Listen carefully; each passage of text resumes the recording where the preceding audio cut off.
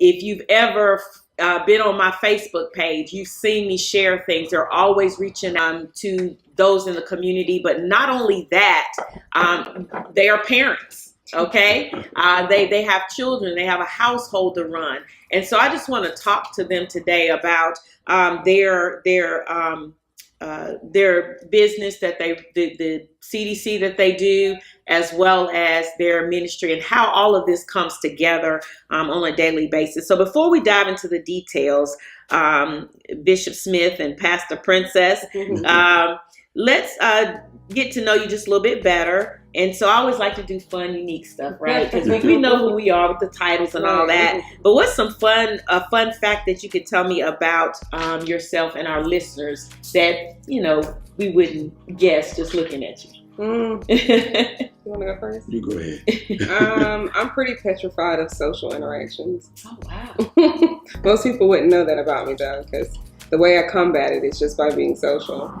Awesome. Now that's going to be a good conversation. Yeah. I told you she's a pastor, which is people. Yeah. And not only that, dealing with the public on a daily basis. So that's an interesting fun fact. We can dig into that. Bishop Smith? And I'm a fun fact about me. I watch Westerns, cowboys movies. A lot of people don't know that. Oh, wow. That comes from my grandmother. All right. Well, that's some downtime when you have time. That's a good conversation. When do you have time for those Westerns? Yes. Awesome. Thank you so much for sharing that with us. So part of this podcast, and one of the main reasons for this podcast, is to empower us and to encourage us. I'm always wanting people to reach their goal. They never feel like you're at a limit. So how do you do these multiple tasks? Because we're talking about your mother, your father, your pastors, and then you're running a CDC, a community development. That alone is time. And I know that you all do a lot of it, you're hands-on. So you're out there serving the community. I know you recently did a workshop on financial empowerment, empowering people to get their finances and their debt together, which, knowing you personally, very good steward over everything that God has blessed her with, let me tell you. So how do we do this? Where do we start? How does this begin? Where did it begin? You can go ahead and start. Well, I tell people technically we started doing the nonprofit work probably in 2012, 2013. And then we didn't organize the nonprofit until 2017 by taking all the appropriate steps to get our federal award letter and all this stuff. And so it really just started because I really think that him and I both have a background of social work. So it's just it never leaves you. You know what I mean? People who go into social work typically go into it because that's their thing, and so we realized we were doing the work. We were like, we should just start a business around this because that's what it's become. Right. Yeah. So it's a passion. You're that passion driven. I always say, I believe if you follow your passion, that is the thing that you'll be amazing at. Yeah. So truly, I do see you all's passion in the A&P Smith. I want to make sure I have the name right. A&P Smith Community Partner CDC. I do see your passion in it, and truly, it's a service. It is. So it's not. And I always like to say, I just think your passion has to go beyond the money, right? You got to love what you do. If you're driven to that thing by money, would you agree that just it won't sustain. Exactly. It won't last. It won't keep us there. So going back to you for just a second, Bishop, I'm gonna get to you. Going back to you, Pastor Princess. So you talked about having, and the reason I want to put you out there for a minute is because there are a lot of people who we do have fears, right? And it's that fear that will paralyze us from achieving the thing that God has called us to do. Absolutely. And that we've been designed to do. I always say, just because you're designed to do it doesn't mean that fear doesn't exist. That's right. So let's get back to your introverted ways. Yeah. So you said you have a fear of just the being out there among people. Right. And what is that fear? I guess, do you know where that fear came from? Mm-hmm. And then how every day, I know you said I just do it by going out there. Can you kind of walk me through that? experience on a daily basis? Well, I think the first thing I'll say is, if it doesn't scare you, you're not walking in your purpose. Wow. Wow. So your purpose should scare you. Okay. I mean, I just think that is just the net of it. But the fear probably came from, for one, in K through 12, I was just picked on like every year. There was always some group of girls picking at me, or maybe one or two girls picking at me. And so I think I internalized it as, just walk to your beat of your own drum. Just be by yourself. You don't need to be a part of a clique to feel like you're worthy or appropriate or whatever we're looking for nowadays, and pursue what you want to do. I really live and die by the principle that I live by my own, process. Meaning, if I want to go and do this, I'm just going to do it. I'm not going to go ask 10 people, how was it and what was it like? Because I know that in that, it's designed to make me afraid of it. And I'm already afraid of it. So I might as well not add to that. And so that's kind of the way I look at it. If I should be terrified in almost everything that I do, because I should be experiencing new things. I can't stand monotony. Doing the same thing every day would bore the crap out of me. I got to have something different. I hear you on that one. I hear that. So you made some really great points here.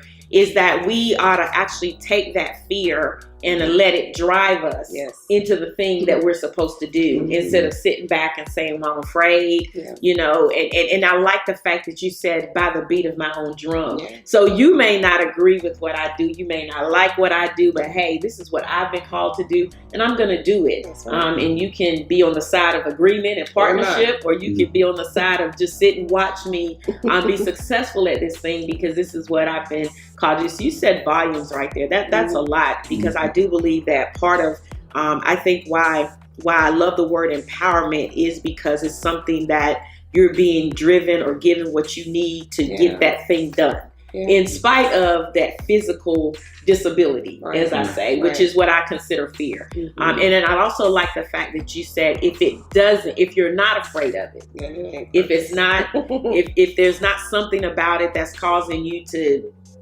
shake in your boots, then it's probably nothing that you need to do. That's right. Because and okay, get spiritual with it for a minute, since we Christians here. Is I believe that's the enemy's way of stopping us. That's so to your point, if he's not bothering to hinder me or try to stop me or try to get in my way, apparently it's nothing that's going to cause his kingdom to shake.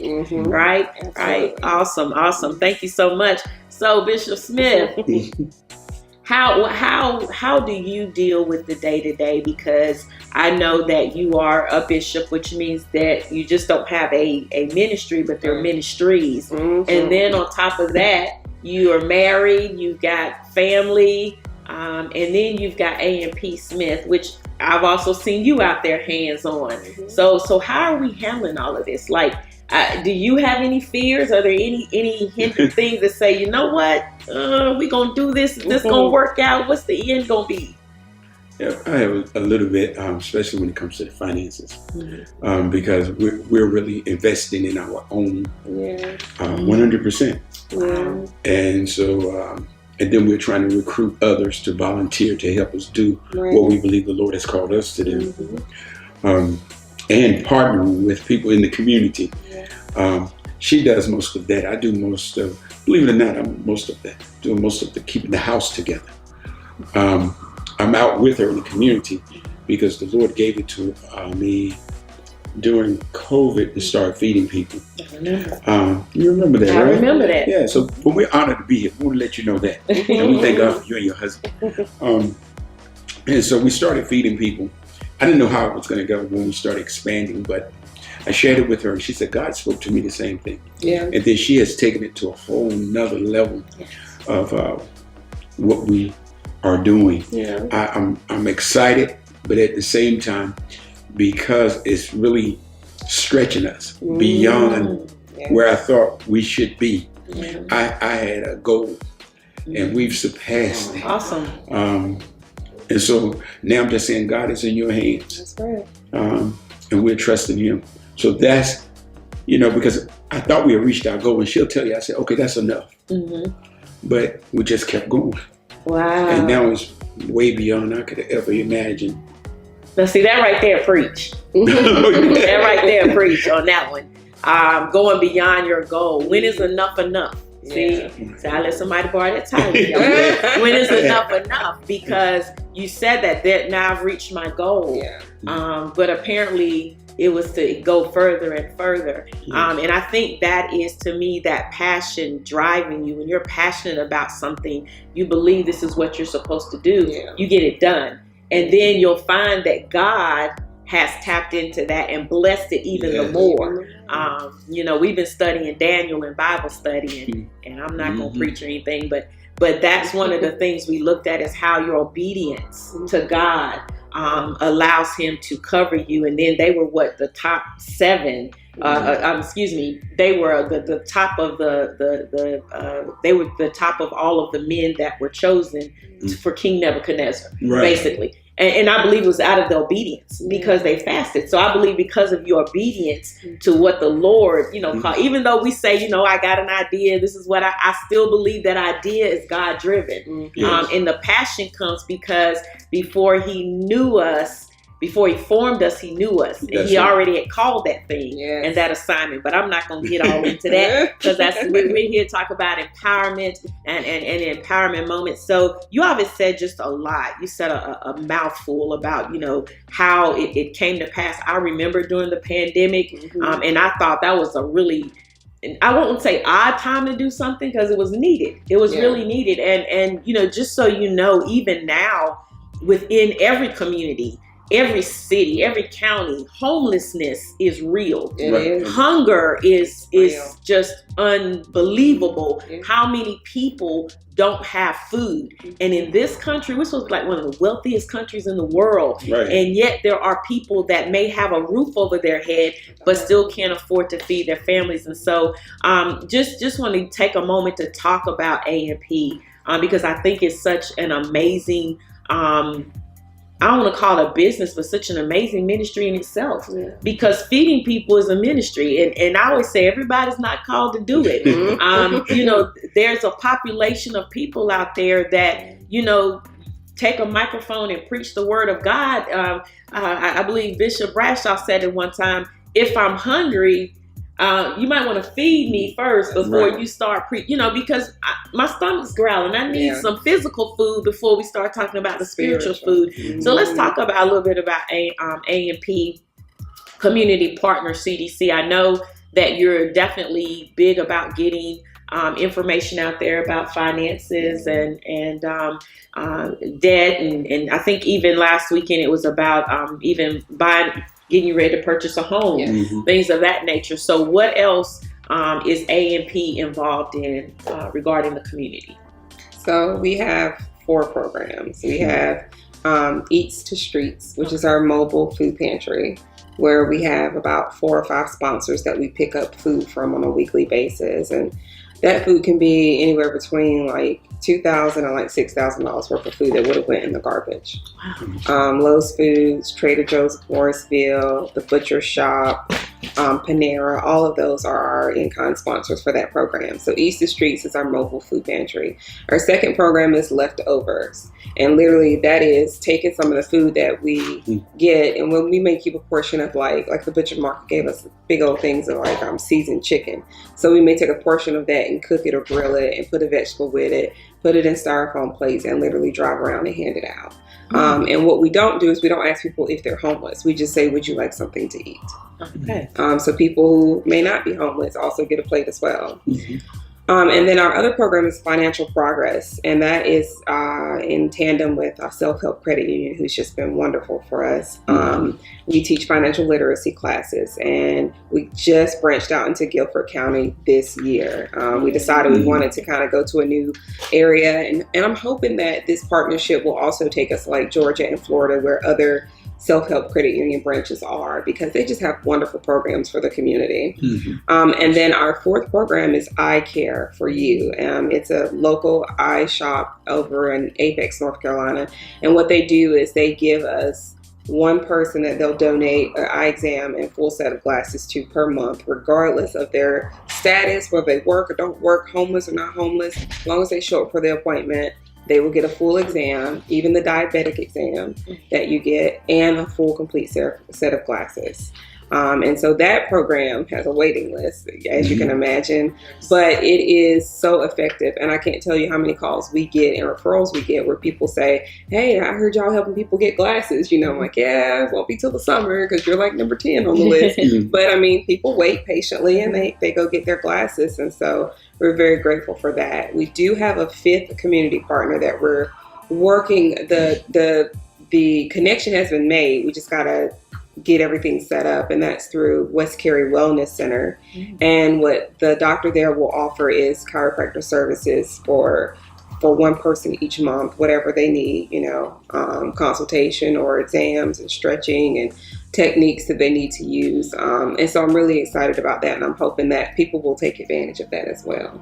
Awesome. Wow. Y'all on the ball. I mean, that's a lot. That's a lot, but it's a lot that is needed. And I think that's amazing. That's why I wanted us to talk about that, because I think that in this particular day and time, it's needed. I know at our ministry, we partnered with some ministries, and I think we've partnered with you all some as well. And there's just a great need out there, but it's amazing that you've stretched from one end of a need to the next, you know, from glasses to financial literacy. I mean, there are folks with homes that need financial literacy, you know, that have jobs that get income every day, but that financial literacy could literally save our lives to be able to afford the things that we need. I think it's amazing that you have the partners that you have.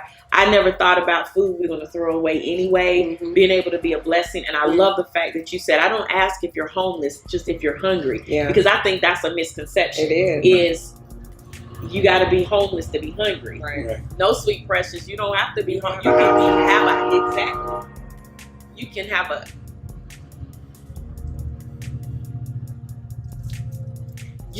a house and still be hungry. So that is amazing. And that's where the greatest need is.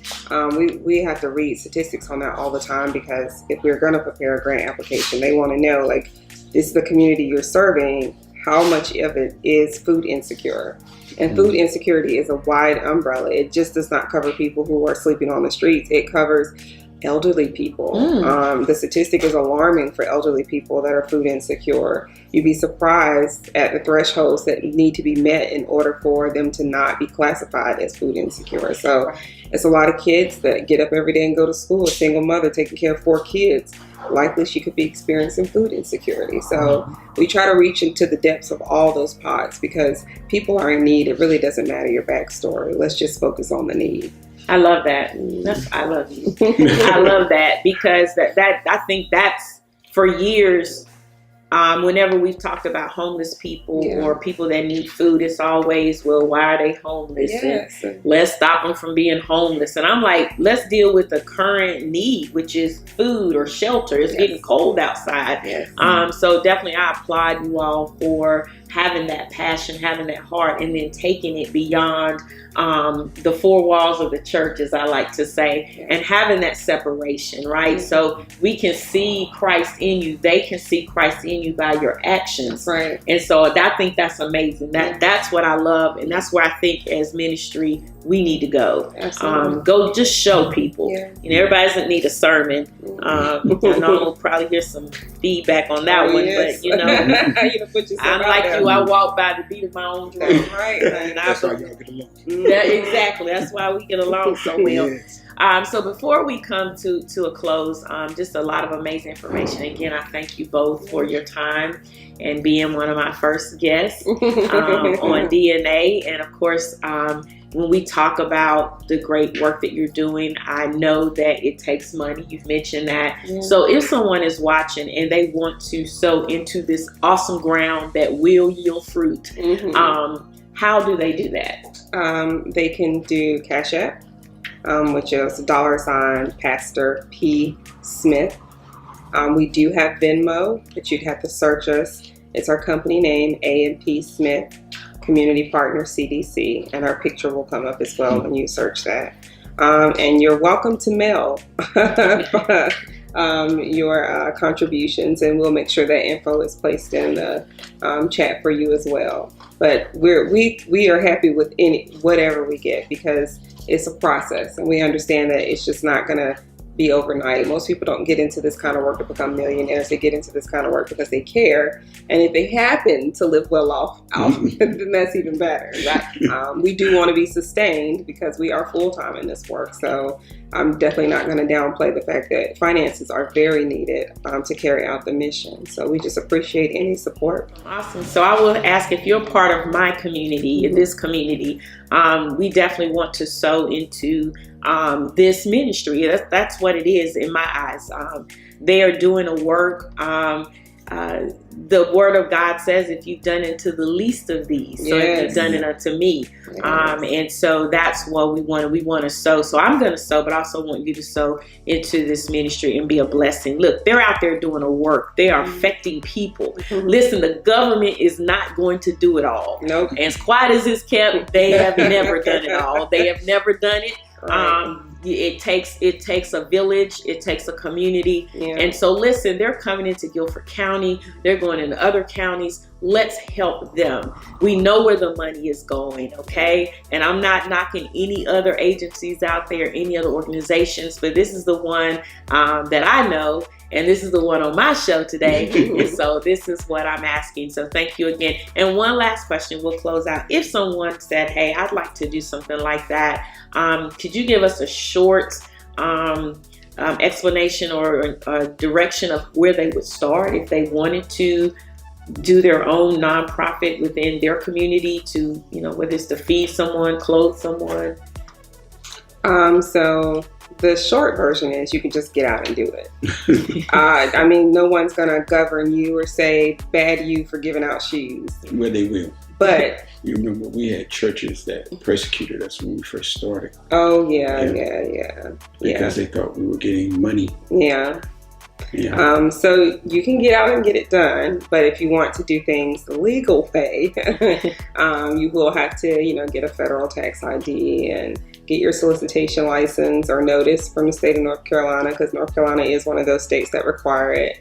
Go through the process to get your 1023. I set those up for people as well. I help other people establish their nonprofits. So it's one of the services that I offer. So if you're just not want to get in that water, because a lot of people don't want to deal with all the red tape stuff, and I get it, you can definitely reach out to us and we can do a consultation and let you know how much that will cost you. But it's a process, and it takes the IRS about 6 weeks to send you the letter saying either you are granted nonprofit status or you aren't, and here's the reason why. Awesome, amazing. So thank you so much to the Smith family, Bishop Smith, Pastor P as we call her. We're so grateful to have them. Again, we had great dialogue. Listen, networking, there are some things that she's willing to help you with. Bishop Smith is willing to help you with. We'll have their contact information available in the chat so that you can connect with them. Listen, maybe you are a ministry or an individual or a business that just wants to partner with someone, great partners here that you can sow into and help them fulfill their passion and their gift and the thing that God has given them to do. So thank you again for joining us in this conversation, empowering with DNA, dialogue, networking, aspire. So listen, whatever it is you're aspiring to do, I promise we're going to touch bases on this. So thanks again. Look forward to talking with you next week.